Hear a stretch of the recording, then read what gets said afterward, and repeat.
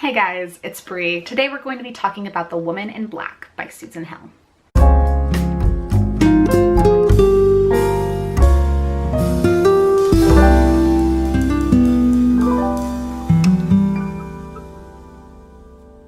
So I won't lie, this is a story I was first drawn to because everyone kept recommending I watch or read this one, particularly because, of course, as a woman who's in her mid-20s, I have a long history of loving Dan Radcliffe, right? And Dan Radcliffe is in the movie adaptation.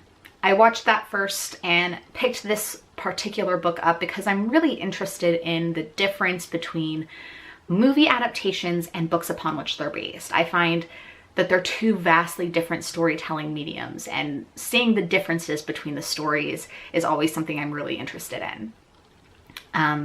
I do occasionally struggle with book is better syndrome, but generally I find it really interesting and can enjoy both for what they are.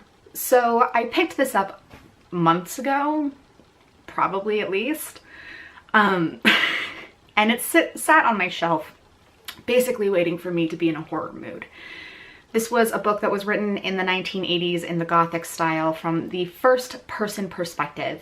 It is a framed story where the main character is retelling his story about like 40 years after the fact. He is writing it down for his current wife, who he wants never to read the story until after he's passed.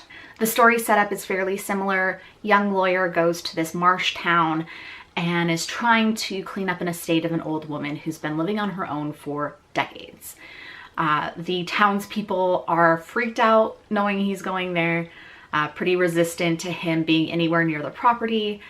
And then he sees a mysterious woman in black, and she's haunting and scary and looks like she's just wasted away.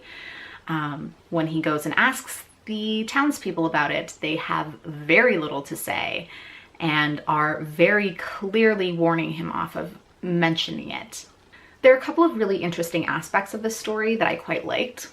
The first is I really like the atmosphere, right? I'm a sucker for that like marsh story with the big old house and the creaky winds, the neighbors who are real scared of everything going on.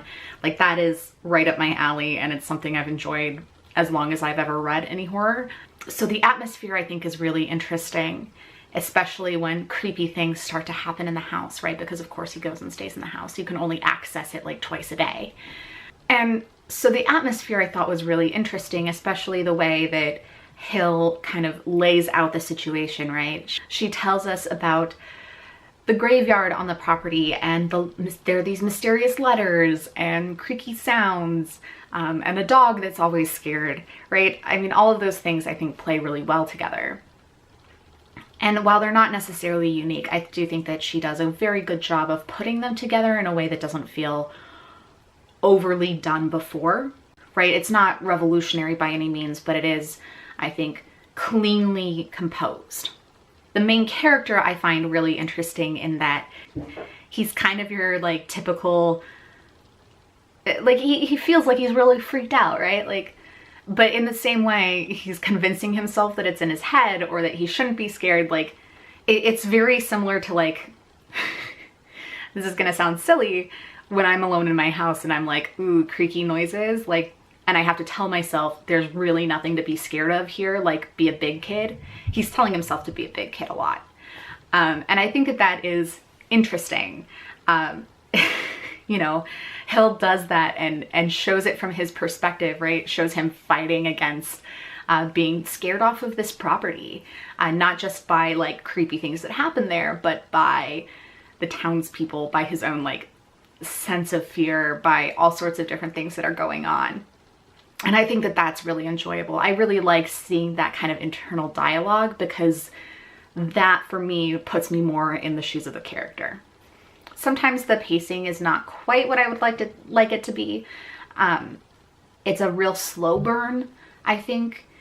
Even though it's short, there's a lot of stuff that's just like, and then I was in the town and I was doing X, Y, and Z, and someone said this kind of funny thing, but I brushed it off. And that's fine, and like clearly is building towards atmosphere and eventual suspense, but can be, like I said, a slow burn. This is not like jump scare scary. This is like perfectly told campfire ghost story scary. And I like that difference because I'm a sucker about jump scares. Like I have been known to get like scared during La La Land, right? Like I'm bad. I know it. And so for me, it was kind of lovely to have it be low-key suspense, but also very clearly not the tone where she's going for like cheap horror tricks. The ending is good, but doesn't necessarily make a ton of sense to me. We can talk about that later if you wanna have that conversation. But I did like it. I think it was the right ending for the story. It's just not necessarily something I think was built in very clearly. So we'll talk about that in like the comments or something. I don't want to spoil anyone. Anyway, if you have read The Woman in Black, if you have seen the movie, leave me a comment down below about the story. They are two like variations of the same story, and so there are some really interesting differences that I liked watching about it. I'm really interested to hear your thoughts.